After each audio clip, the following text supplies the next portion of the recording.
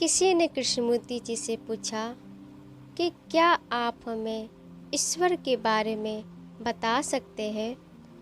कृष्णमूर्ति जी कहते हैं, मैं आपको ईश्वर के बारे में बताऊं, इसकी बजाय आइए यह मालूम करते हैं कि क्या आप उस असाधारण अवस्था की अनुभूति कर सकते हैं अथवा नहीं। कल या किसी सुदूर भविष्य में नहीं, बल्कि ठीक इसी वक्त जब हम यहाँ शांतिपूर्वक साथ साथ बैठे हुए हैं। निश्चित ही यह कहीं अधिक महत्वपूर्ण है, लेकिन यह पता लगाने के लिए कि ईश्वर क्या है, समस्त विश्वास विदा हो जाने चाहिए। जो मन यह अन्वेषण करना चाहे कि सत्य क्या है, सत्य में विश्वास नहीं कर सकता, ईश्वर के विषय में धारणाएं और परिकल्पनाएं नहीं बनाए रख सकता। कृपया सुन लें, आपकी अपनी परिकल्पनाएं हैं, अपने विश्वास है, अपने मताग्रह है। आप अटकलबाजियों से भरे हुए हैं। सत्य अथवा ईश्वर क्या है, इसके बारे में इस या उस पुस्तक को पढ़कर आपके मन आश्चर्यजनक रूप से बेचैन है। जो मन जानकारी से भरा होता है, बेचैन होता है, शांत नहीं होता है, वह सिर्फ बोझिल होता है और मात्र मंदता स्थिर मन की सूचक नहीं होती।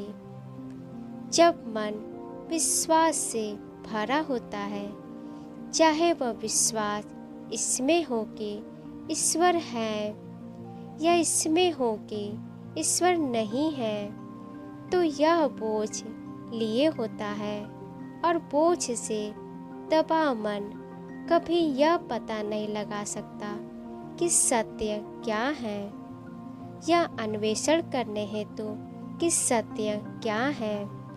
मन को मुक्त होना होगा। इसे कर्म कांडों से, विश्वासों से, मत सिद्धांतों से, ज्ञान और अनुभव से मुक्त हो जाना होगा। केवल तभी मन उसकी प्रतीति कर पाता है जो सत्य है, क्योंकि ऐसा मन मौन होता है।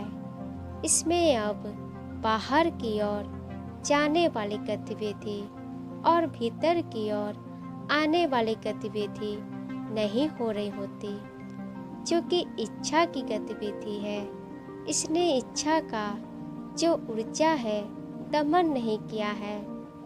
इसके उलट मन के निश्चल स्थिर हो पाने के लिए प्रचुर ऊर्जा की आवश्यकता होती है, लेकिन ऊर्जा की परिपक्वता अथवा परिपूर्णता संभव नहीं हो पाती यदि बाहर की ओर उन्मुख कोई गतिविधि और उसके फल स्वरूप भीतर की ओर प्रतिक्रिया विद्यमान हो। जब वह सब कुछ शांत हो गया हो, मन स्थिर हो जाता है। मैं आपको स्थिर शांत बनाने के लिए सम्मोहित नहीं कर रहा हूँ। सदियों के समस्त संचय को, अंतस्थाओं को, ज्ञान को, विश्वास को बिना किसी प्रतिरोध के, बिना किसी प्रयास के त्याग देने का, उसके परे हटा देने का महत्व आपको स्वयं देखना होगा। आपको यह सत्य देख लेना होगा कि किसी भी चीज़ को ढोते चले जाने का कोई भी रूप मन को बेचैन बनाता है, ऊर्जा की बर्बादी करता है। मन के चुप होने के लिए ऊर्जा का प्राचुर्य चाहिए, और वह ऊर्जा निश्चल स्थिर होनी चाहिए। और आप वास्तव में उस अवस्था तक आ गए हैं जिसमें प्रयास है ही नहीं। तब आप पाएंगे कि वह ऊर्जा जो कि स्थिर है, उसकी अपनी गतिशीलता है जो समाज के दबाव अथवा बाध्यता का परिणाम नहीं है, क्योंकि अब मन में अगाध ऊर्जा है जो स्थिर और मौन है। मन स्वयं वह हो जाता है जो कि परम है, उस परम का कोई अनुभव करता नहीं होता। ऐसी कोई हस्ती नहीं होती जो कहे मैंने यथार्थ का अनुभव किया है।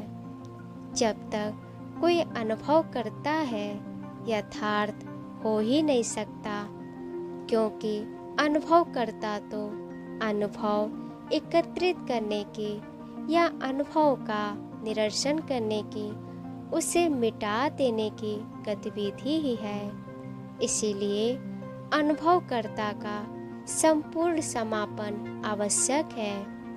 इसे बस सुने, कोई प्रयास न करे, केवल देखे कि अनुभवकर्ता जो कि मन की बाहर जाने वाली तथा भीतर आने वाली गतिविधि है, उसका अंत जरूरी है।